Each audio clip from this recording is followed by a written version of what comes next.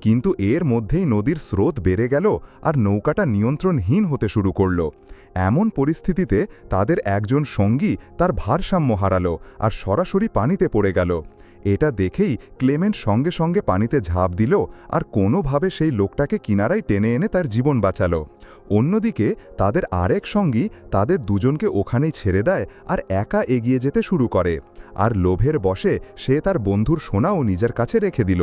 কিছুক্ষণ পর যখন ক্লেমেন আর অন্য লোকটা টেন্ট পর্যন্ত পৌঁছালো, তখন সেই লোকটা তার বন্ধুর ওপর অনেক রেগে গেল আর রাগের মাথায় তাকে গুলি করে দিল। এরপর ক্লেমেন আর সেই লোকটা সব জিনিসপত্র নিয়ে তাদের যাত্রা চালিয়ে গেল। তারা দুজন অনেক মাস ধরে এই আশাতেই চলতে থাকলো যে কোনো মানুষের বসতি যেন তারা পেয়ে যায়। কিন্তু আবার শীতের কারণে আর চারপাশের জঙ্গল বরফের সাদা চাদরে ঢেকে গেল। সেই লোকটা যে জিনিসপত্রগুলো তুলেছিল সেগুলো বেশ ভারী ছিল।